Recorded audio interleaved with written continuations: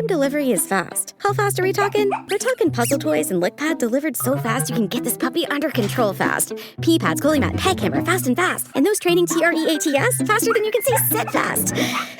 Fast, free delivery. It's on Prime.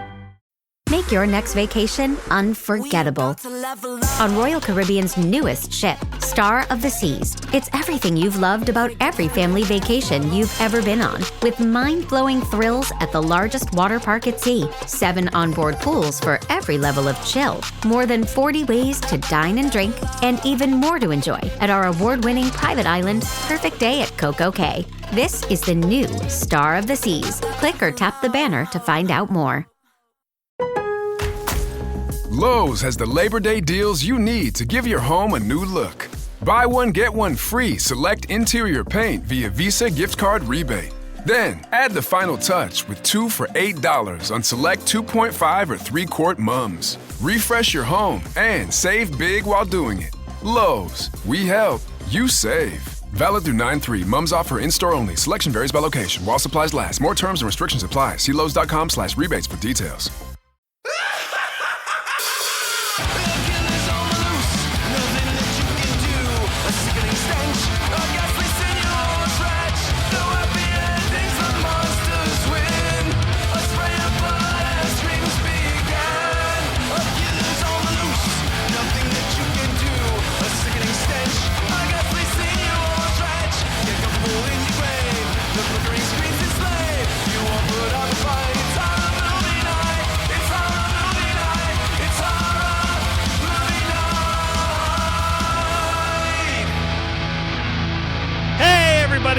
Welcome back to another episode of Horror Movie Night. You thought it would never happen, but I said, holy shit, this movie has an anniversary. This is my only chance to get away with picking this when it can't be vetoed.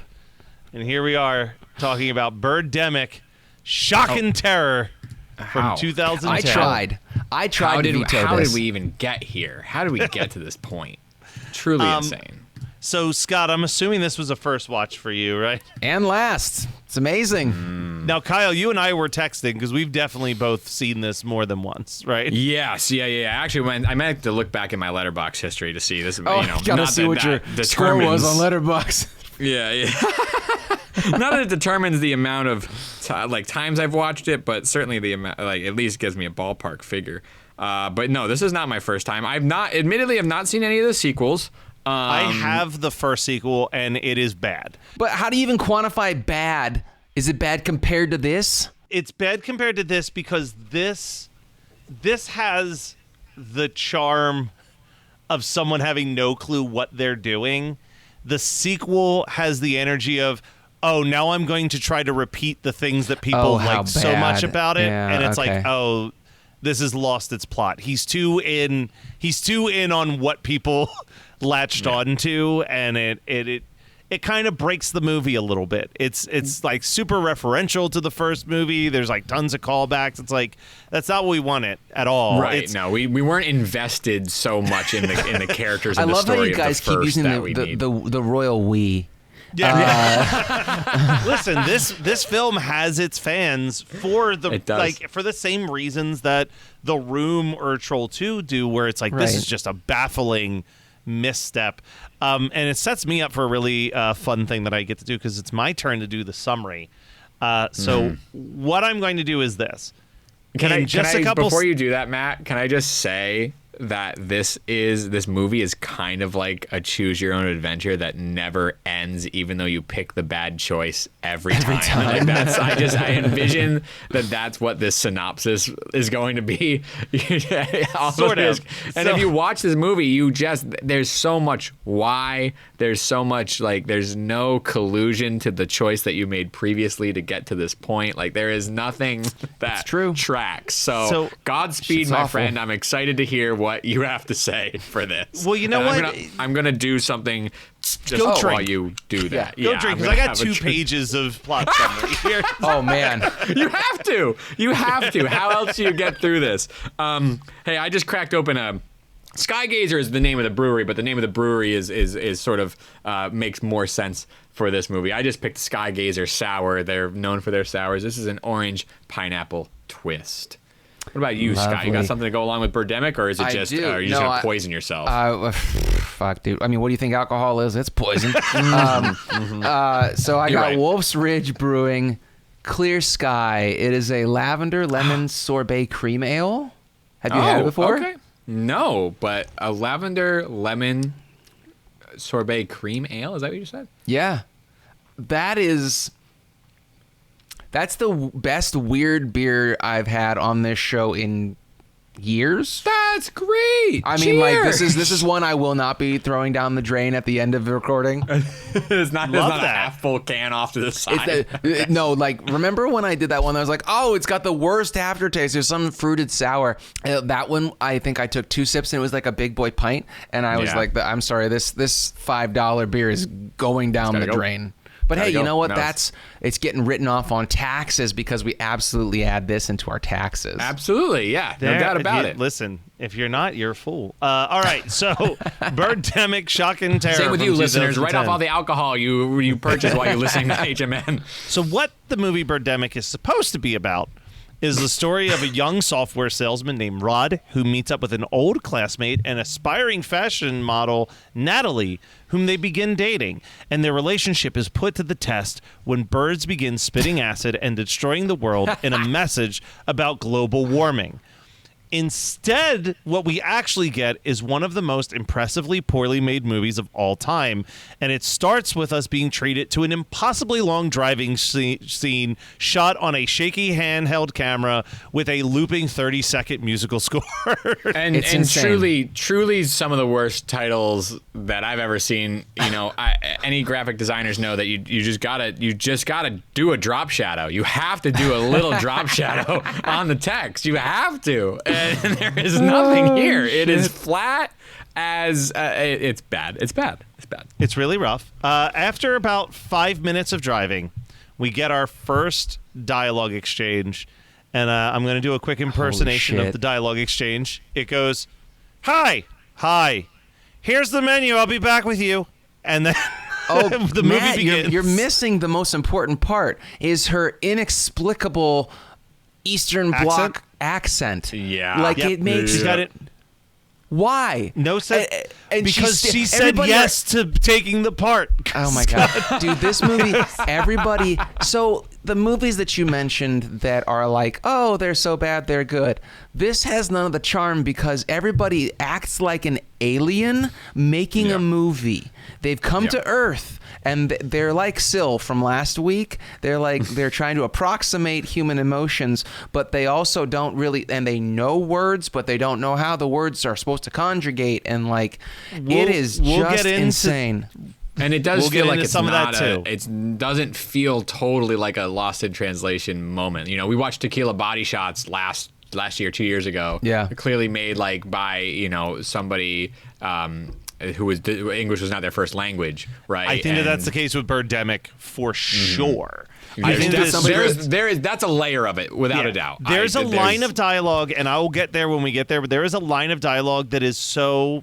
We'll get there, but it's undeniable that they typed it in their native language and then ran it through a translator for the English dialogue because it's not the way a human speaks at all.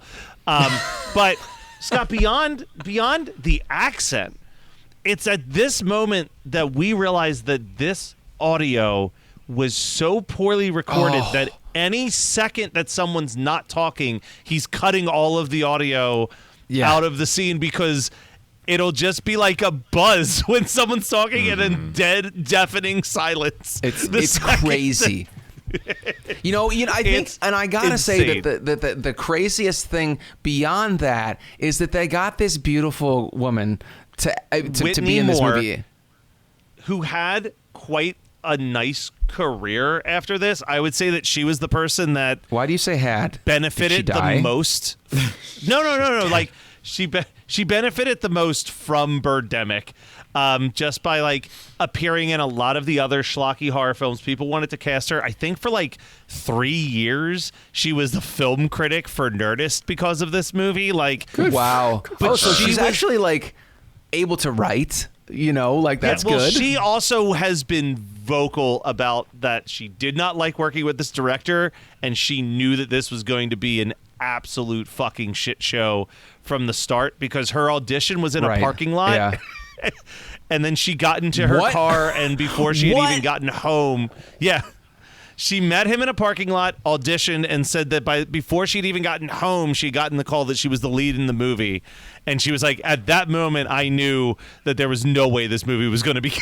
That is my biggest note is just like, I wonder how the actress felt. She's in my friend Chelsea's Satanic Panic, which was with Rebecca Romaine. Wait, like, so she's in Satanic Panic? That movie rules. She's in Satanic Panic. She's in Evil Bong 888. As waitress, and also that movie's only 59 minutes. Okay, no, I need to get off of her IMDb. Continue. I'm sorry. Anyway, this movie opens with the meet cute, and then we go. This is like one of those things where, Kyle, I'm sure you were screaming at the same thing that I'm about to scream about. But Rod is watching the news on TV, and they're reporting all these global warming issues. And this news shot has like 5 feet of headspace above her. Like the framing of her shot is so insane. It's insane. So much headroom. It's not like there's a ticker up there. You know, it's not like we're like, it's just dead space. There's nothing. He's eating a Dunkin' Donuts donut at the table, and then we cut to this insane headroom. It's crazy pants. It's would you call it max headroom? It's max headroom for sure, my brother. I honestly wish Max Headroom showed up and just interrupted this broadcast to talk more about global warming. I feel like Max Headroom he's an activist for sure. He would be a good spokesman for global warming. If you think that this movie's moving too quick, don't worry. Rod now has to drive to work, and why not? Let's just follow him that entire drive. We even take a pause for him to gas up the car for a little bit. I've been to that gas station. And then my sister used to live near that gas station. I've been to that exact gas station. I lost my mind. This is the Birdemic gas station. I gotta go there. I got a location. We gotta go do a location tour. Horror's Hallowed Grounds. Call Sean Clark. That's for my DVD features people out there. Here's like where this is the moment where I started to be charmed by the movie the first time I watched it, is when we get a sneak peek at our 2 leads and their jobs. So Rod, oh Jesus Christ, is in this small rented space making a phone call, so awful. And he gives a woohoo at the end of this phone call, and then his coworker walks over and is just like, "What happened?" He's like, "I just made a nondescript $1 million sale over the telephone." Yeah, dude, let's not explain what we do for work. That's not even the craziest thing. Well, he does explain it sort of when he has his dinner. Court, oh yeah, well, there's a basketball court, but there's also his dinner. That's how poorly made the movie is. It looks green screened on the basketball court, but they are definently at a physical location. Yeah, for sure they're on location. But when he has his dinner date, she goes. So he's like, "What do you do?" And she goes, "I'm a fashion model." And he goes, "And a beautiful one too." And it's like, again, fucking robotic, alien craziness. But then she goes, "What do you do?" And then he goes off on this insane spiel about how he went to college. Dude. Wasn't he going to be like an engineer or a scientist or something? Movie has so many conversations that give you nothing of importance. Plotline. It's literally like a runtime filler. Filling the time. And it's so bad. Yeah. Oh my God. It's really rough. Give me the 59-minute Evil Bong 8. They also negate so much of what their previous conversations were. Like the first chance that they meet, I know we're really only like 10 minutes, maybe 15 into the movie, but I promise you it's important to talk about. They talk about like that they went to school together, and then they talk about how they live in different cities, or they lived in different cities during their time that they were basically, they are alluding to that they're in high school together, that they've known each other, and they've been in a vicinity, but they are not anywhere near each other. It just makes no sense at all. Nothing crazy. Makes sense at any point in it. But Rod's workspace, whatever. Natalie, professional model, is at this modeling gig that's at a 1 hour photo place where you can get your passports taken according to the sign outside of it. Amazing. Every And then she location walks was the outside. same plaza, dude. She walks outside and immediately gets a phone call that she's now a Victoria's Secret model. And yeah. Bro, and I love how like the plot descriptors in the shots, like this movie is way more fun to talk about than watch because it was so fucking painful to watch. Let me be clear. This is a crowd movie, not a solo movie. Yeah, that was my first mistake. You can never. But I just love that to get them to explain like where they are without any dialogue. They just print it out on 8.5 on basically like letterhead, like 8.5 or 8.5 by 11, printer paper, like where they are. Yeah. It says like Models USA or whatever behind the woman who's like, hello, you are now a Victoria's Secret model. Best actor in the whole thing. She was a great secretary. She nailed those lines. Amazing. But the flip is that agent could not be less excited to be delivering the news that one of her clients is now a Victoria's Secret model, especially when compared to Whitney Moore's acting. Wouldn't she be making about shitloads receiving of money? the news? Yeah, wouldn't you? If you're the, especially if she's getting the model that's at the 1 hour photo, like she's gonna make bank. Like that's an insane expense. That's amazing.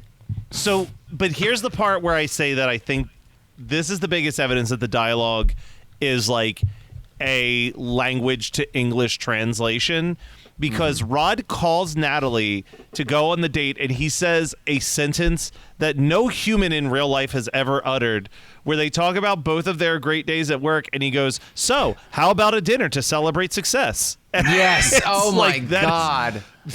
It's like, that is not, no human on this planet has ever uttered those words in that order before. But they go on the date. God. After their date, Natalie and her mom have the most But on the date, you're missing the fact that on the date, she goes, what do you want to do with your life? Do you want to have a family and kids? And he goes, wow, I guess this is going a lot faster than I expect. Or like, he said something insane like, it's supposed to be quippy, I guess. Mm-hmm. Yeah. Mm-hmm. But it's just, and then they go and have so sex. Straight. Now, I gotta say, this is the best part of the movie, and this is going to say, okay, context, people. This movie was made in 2009. Okay? Mm-hmm. This is not for Matt and Kyle. This is for the listeners. I want to color what I'm about to say. I met my wife in 2009. So, when the female lead takes off her clothes and she's wearing what was the most popular brand of underpants, that style, that cheeky style, in 2009, I felt very nostalgic, and I was like, okay, you know what? I can live with the fact that this movie is so bad just because it reminds me of 2009 when my wife and I first started dating, and I got to see her in underpants for the first time. Yeah. Well, you just have to find those silver linings, Scott, when you They're view actually these bright things. blue, okay? Oh, okay. You have to find these bright blue linings, panty linings, when you watch these things and you deal with these moments. Well, you okay, have so to we're just connect. You have to connect and ground yourself.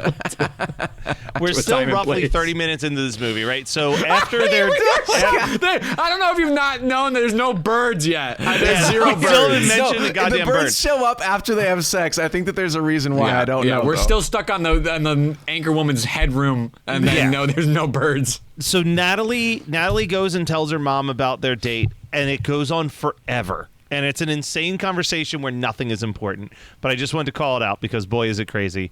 Natalie's best friend just happens to be dating Rod's coworker, and they agree to go on a double date to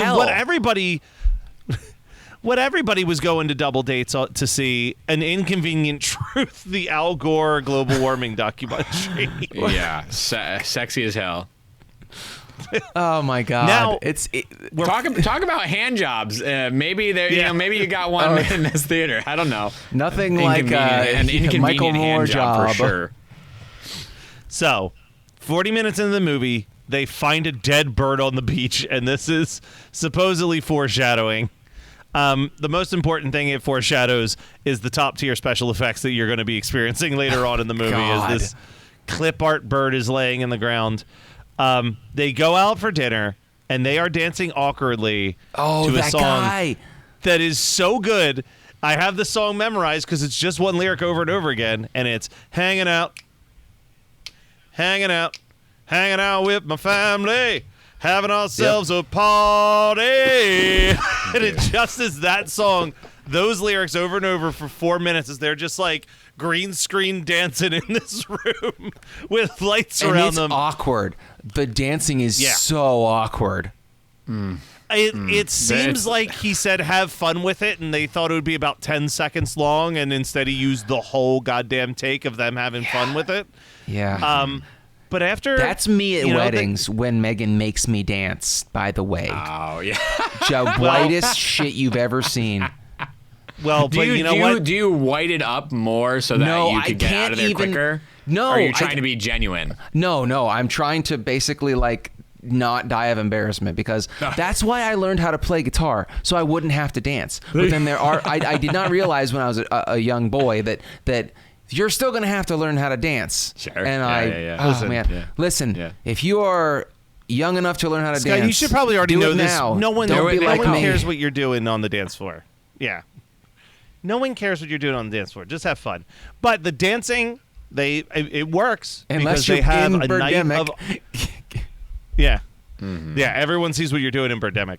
The dancing is so successful that they have a night of underwear kissing in a motel room because supposedly the guy who just created a multi-million-dollar solar panel company doesn't have a house for them to go to. They got to go to a seedy. They got to go to a seedy motel to hook up, and they awake to static images of eagles just dive bombing and blowing up shit outside. Yeah. How? Yeah. How do they have fire breath and acid breath and? Scott, that's for the sequels, baby. Do they explain it? Wait, hold on. Is it really? No, I can't remember. I watched the sequel exactly one time and was like, I'm out. No, it's just not. I mean, that shit's not fun. But how many sequels are there? Is there just the one there's sequel? 3 now. Or I'm sorry, There are 2 sequels. There are 3. There are Birdemics. There's a There's trilogy 3 of Birdemics. Birdemics. Birdemics. So Rod and Natalie meet up with some other folks at the hotel, and they arm themselves with hangers that they swing at the birds to keep them at bay. And I just wrote down the scene of them swinging at these squawking but otherwise immobile birds with cuts to a hand struggling to turn the key into the lock is like accidental comedic gold for me. Thankfully, they get into the car, and this car was packing heat, baby, because they have guns with unlimited bullets. Unlimited bullets in these guns. They drive, and they find 2 kids whose parents were killed by the birds. And I love that at this point they're trying to save the kids, and he's firing at the birds, and it keeps cutting to just a single shot of one bullet hitting a bird as it drops to the ground. And it's again, it's one of those circumstances where all the audio cuts out entirely for these shots, and you just hear like, poof, and like every time. It's awful sound effects, but it just fills me with joy. They stop at a grocery store. Everything is just so rigid. Everything is so rigid in this movie. It's so loud. The mixing of the gunshots is so loud and repetitive. The squawking is so loud and repetitive. Everything's loud and repetitive. The squawking actually made me feel crazy. Yeah. The squawking is insane. It's same clip. It's the same sound clip. Like and the first thing you know, the first thing you should know if you're making a sound bed is not to use the same sound every time. Nope. And like, okay, so if this was being made in 2009, they could have found a free SFX library with at least 3 bird sounds. But no, they were literally like, this is the most single-minded, terrible thing I have ever seen. Oh, yeah. Like, this is not a good movie. I'm going to make this thing. There is I'm here. There is the end goal. I will go to the end goal. There's no nuance. There's no skill. There's no curiosity to be good at it. It's literally like, I want to make a movie. This is his 3rd film. Like, that's fucked up. That's the most fucked up thing. What's the guy's name? Is it the guy that... Is it Rod? No, it's he has a small cameo as one of the people in a diner. I never know how to pronounce this name. It's James Nguyen. I never know if the N is silent or not. James Nguyen. What is his nationality if he is not American? Is he Greek? Is he what? No, he's Vietnamese. They stop at a grocery store. They get supplies. The deli has 10 perfectly newly wrapped cheese options for them. Yes, and the lone employee at this deli has had his eyeballs completely ripped out. I love that for their very specific birds attacking people outside problem, they're like, let's have a picnic instead of eating inside the car. Let's go out into the open and enjoy these turkey sandwiches or whatever. If you've ever been to a beach picnic, they're not even killer birds. They're gonna come after your turkey sandwich. Right? Yeah. I don't fucking eat outside for the seagulls. Period. Like I'm not like I don't want them to bug me at all, and they will. I'm not going outside. So I wrote down this next note. They meet Dr. Jones at the picnic area, and I wrote, this actor might be the best actor in the whole movie. The bar is low, but he still crosses it. And Dr. Jones gets the monologue about global warming, and it's basically just giving you the thesis of the entire movie, that we as humans, like, the thing that sucks the most is that I don't disagree with what the message is, which is like, hey, we got to stop global warming. We got to knock that shit off. Yeah. Right. No, but it's just the delivery of such message is problematic. Yeah. Problematic. Now is where the movie really picks up steam, because we get to see people die by these birds, finally. We've found corpses of them, but Becky gets killed while trying to take a shit, which is hilarious to me. And then Ramsey is killed by what seems to be acid piss while attempting to save a bus full of people. This movie does keep you on your toes. Like, you think you know what's going to happen with these clipart birds, and then it just really, really takes a left turn. But the best kill, right? They're running low on gas. They find a gas station. The guy charges them $100 a gallon. $100. Yeah. So they get their tanks filled. They go to help someone on the side of the road. He holds them up at gunpoint and takes their gas tank. And as he's slowly walking away, out of nowhere, you just hear, "Gah!" And then this bird just flies by and he falls down from a slit throat. And then they rush away and don't even take the gas. That he dropped the gas. It's just left there. That's That's $200 worth of gas easily. No, my God! At this point, it's funny money, but you could have taken the gas. Yeah. I was like, this is fucking insane. And then for the end of the movie, I just copied how the Wikipedia wrapped things up, because it just gets so bonkers for the last 10 minutes. But they go to a creek of water, and they meet a hippie named Tom Hill, who talks to them about the dangers of global warming. We gotta hit the message again real quick. They escape a forest fire full of poorly edited in fires to a perfectly fine forest. And they ultimately end up on a small beach where Rod fishes for dinner. And as they prepare to eat, the birds, they prepare to eat, they're attacked by birds, but then doves appear, and all the birds leave in peace. And the film ends as Rod, Natalie, and the two children watch the birds fly off into the horizon. Things are better now. No explanation why, but things are okay, folks. Everything is good in town. L.A. is saved. Yeah. But this is supposedly happening around the entire world at the same time, right? Like, this is a cataclysm. But I also think that this is kind of where Alfred Hitchcock's The Birds fails a little bit, because they play it as if it's happening everywhere, but it's not. You know what I mean? And but the global scale in which Birdemic wants to talk about the birds attacking feels so singular. Feels so like just in a moment.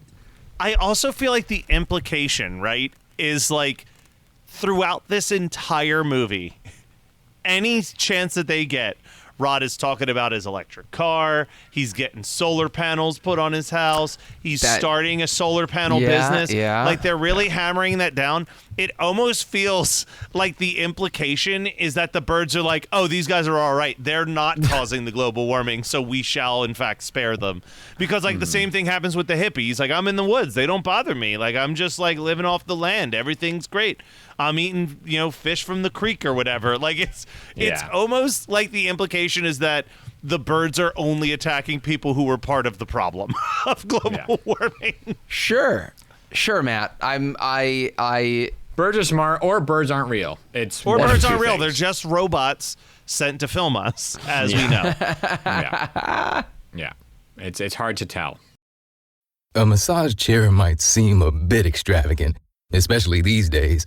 8 different settings, adjustable intensity, plus it's heated, and it just feels so good. Yes, a massage chair might seem a bit extravagant, but when it can come with a car, suddenly it seems quite practical. The all-new 2025 Volkswagen Tiguan, packed with premium features like available massaging front seats, it only feels extravagant. Hey, it's Ryan Reynolds here from Mint Mobile. Now, I was looking for fun ways to tell you that Mint's offer of unlimited premium wireless for $15 a month is back. So I thought it would be fun if we made $15 bills. But it turns out that's very illegal. So there goes my big idea for the commercial. Give it a try at mintmobile.com/switch. Upfront payment of $45 for 3-month plan, equivalent to $15 per month required. New customer offer for first 3 months only. Speed slow after 35 gigabytes if network's busy. Taxes and fees extra. See mintmobile.com. Eczema isn't always obvious, but it's real. And so is the relief from Ebglyss. After an initial dosing phase, about 4 in 10 people taking Ebglyss achieved itch relief and clear or almost clear skin at 16 weeks. And most of those people maintain skin that's still more clear at 1 year with monthly dosing. Ebglyss, lebrikizumab LBKZ, a 250 milligram per 2 milliliter injection, is a prescription medicine used to treat adults and children 12 years of age and older who weigh at least 88 pounds or 40 kilograms with moderate to severe eczema, also called atopic dermatitis, that is not well controlled with prescription therapies used on the skin or topicals, or who cannot use topical therapies. Ebglyss can be used with or without topical corticosteroids. Don't use if you're allergic to Ebglyss. Allergic reactions can occur that can be severe. Eye problems can occur. Tell your doctor if you have new or worsening eye problems. You should not receive a live vaccine when treated with Ebglyss. Before starting Ebglyss, tell your doctor if you have a parasitic infection. Searching for real relief? Ask your doctor about Ebglyss and visit ebglyss.lilly.com or call 1-800-LILY-RX or 1-800-545-5979. This episode is brought to you by State Farm. Checking off the boxes on your to-do list is a great feeling. And when it comes to checking off coverage, a State Farm agent can help you choose an option that's right for you. Whether you prefer talking in person, on the phone, or using the award-winning app, it's nice knowing you have help finding coverage that best fits your needs. Like a good neighbor, State Farm is there. This episode is brought to you by Diet Coke. You know that moment when you just need to hit pause and refresh? An ice-cold Diet Coke isn't just a break. It's your chance to catch your breath and savor a moment that's all about you. Always refreshing, still the same great taste. Diet Coke. Make time for you time. Introducing the Internet Supreme Court, A live stream show that casts judgment on anything the internet touches, from memes to billionaires. We served Elon Musk with a court summons. He still hasn't responded. Because he's a coward. Join us every Thursday at 7 p.m. Eastern Standard Time. We're on Twitch and YouTube Live. Find out more at internetsupremecourt.com. That's internetsupremecourt.com. We're also on Instagram and Blue Sky. Hear that, Elon? Blue Sky. After I've treated my friends to Birdemic, I would love to follow it up. I'd love to follow it up with a movie that I think is on the same so bad it's good scale, but doesn't have nearly the amount of love and appreciation.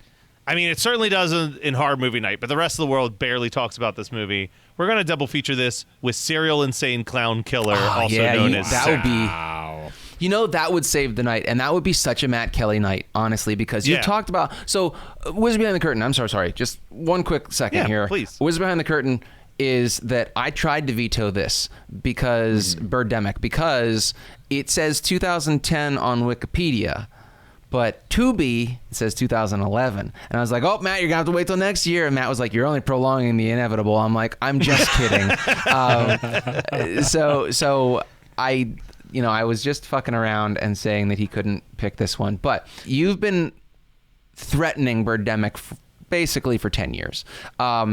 And so that and Serial Insane Clown Killer feel like such, in my brain, like such Matt Kelly, like, you gotta watch this movie with me kind of movies. Yeah. And that would be a great time.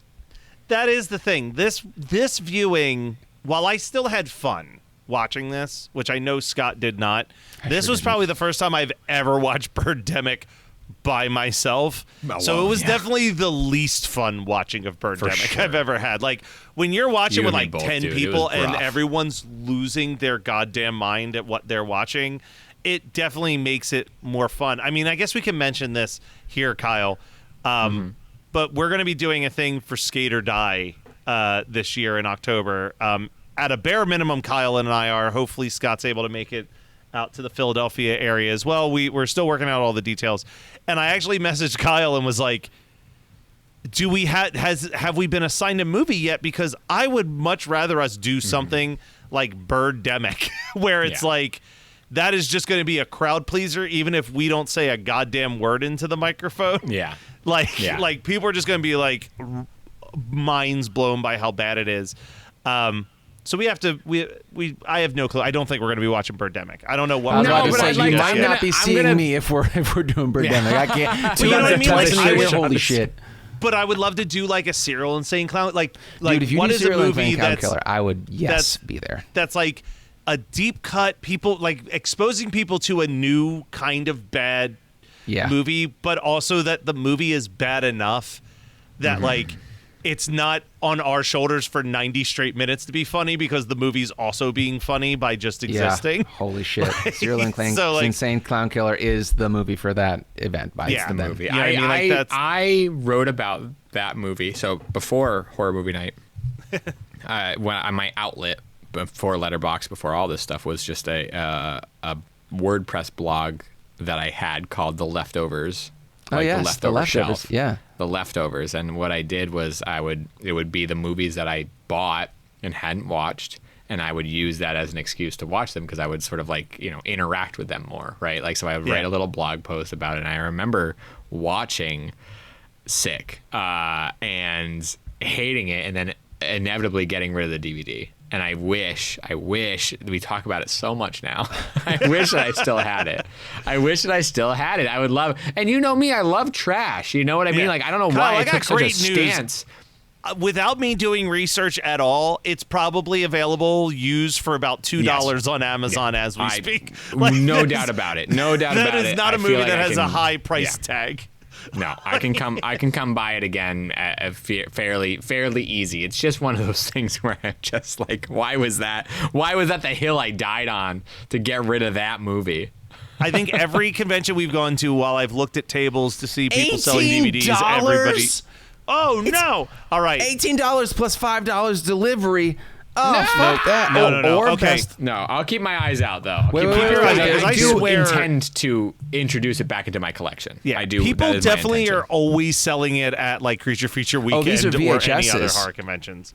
Oh, that might be why. Okay, no. The $18 plus $4.47 delivered for the DVD, and $15.48 or best offer plus $5 shipping or free shipping. There are two different ones for the VHS. Man, dude, maybe eBay. I'm on eBay. Where do you think I'm looking? Okay. All right. Anyway, that's sick. Great. We got we're off the plot. Undoubtedly great double feature. That seems like the correct one. But Scott, what do you got going on? I'm just gonna go with another eco-terror movie. I'm gonna go with Prophecy because the sleeping bag scene is just iconic. Yeah, very nice, very nice. And we've talked about the love that we have for this movie, but I do think that sometimes the approach feels comparable. I'm gonna go Mutilator 2. which is going to be, by the time this episode comes out, that shit's going to be streaming in September, baby. I was just going to say that. Yes, It's going to be coming out here soon. And I can finally watch the end. You can finally watch the kills and know what happened. Yeah, you can finally watch the kills that we've been raving about. It is, and that is a disclaimer. We're talking about So Bad It's Good, but we're also talking about the intention of, we didn't touch on it a lot here, but we're talking about the intention of making a movie. And I think that making a movie is not easy. No. And I think The Mutilator was able to make one once and then make The Mutilator 2 in a different, having to approach the world differently. I think that maybe the charm of that is comparable to Birdemic. That's a kind way to put it, Kyle. Yeah. But anyway, if you want to know our feelings on all types of movies, find us on our socials: Instagram, Facebook, TikTok, and Letterboxd. We're all HMN Podcast. Over there, you can visit our Patreon for even more bonus content at patreon.com/HMN Podcast. Hit us up with an email at hmnpodcast@gmail.com and go buy some merch at hmnpodcast.com or hmnpodcast.dasherly.com. And now, to wrap things up, we're just going to talk about something that we recommend y'all check out. I'll keep this one short, but the second season of Poker Face on Peacock was just as delightful as the first season. Love myself some Natasha Lyonne doing her own version of Columbo. Just a fun, goofy, weird show. Love the way that it's done. Like I said, it's done in the style of Columbo, where you see the murder happen and then you jump back in time and see how Natasha Lyonne's character is part of that murder and how she figures out who committed it. It's a good little fun, goofy 45-minute show from Rain Johnson, who did movies that I love, like Brick and The Last Jedi, and a couple others that I'm blanking on. Brothers Bloom, I remember being good. Yeah, just watch it. That was it's great. a good movie. It's fantastic. Hulk Hogan's dead. That's fine. That's best news you could.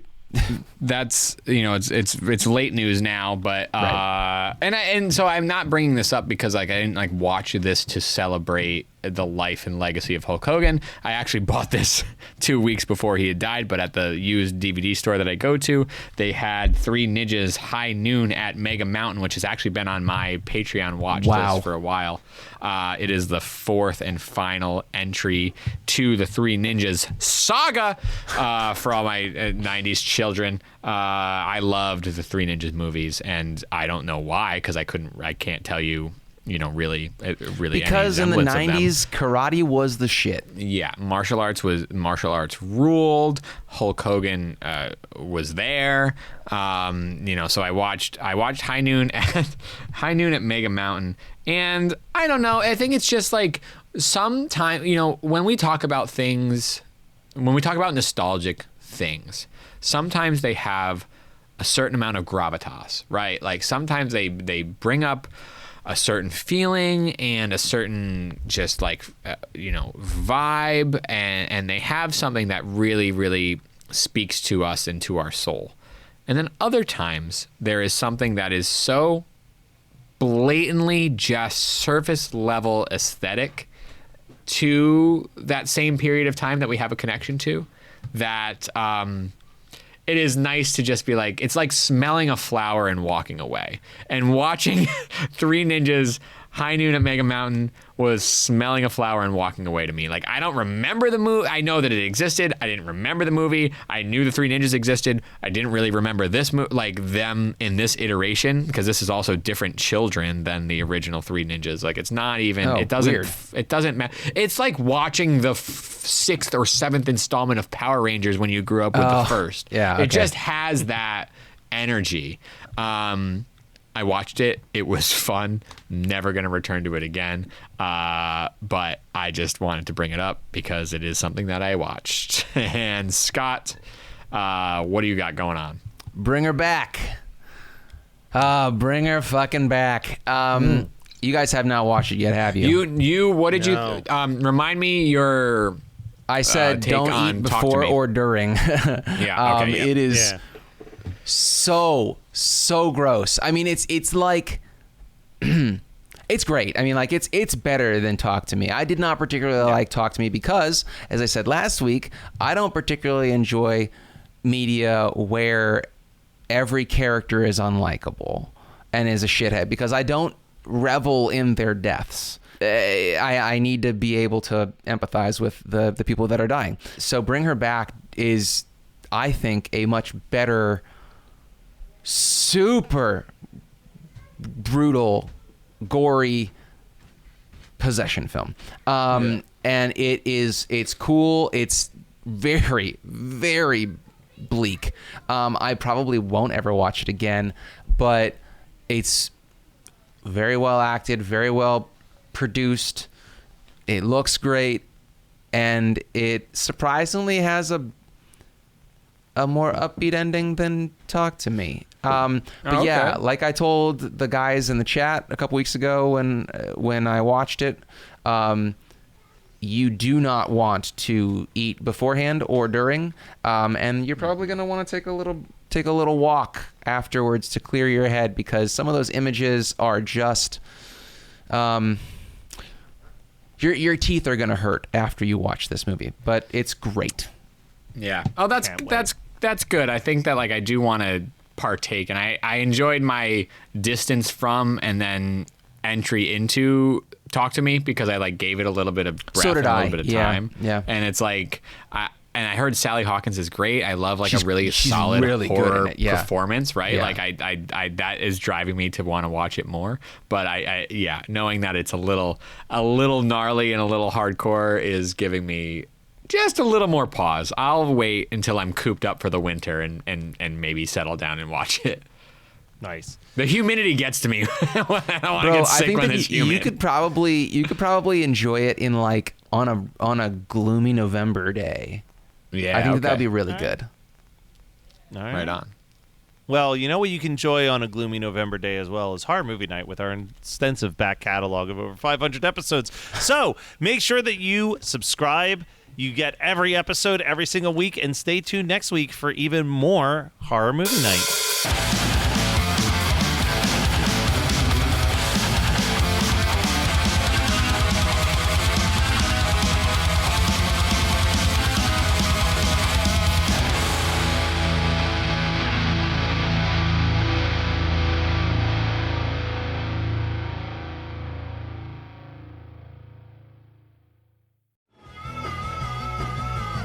You're listening to the Geekscape Network.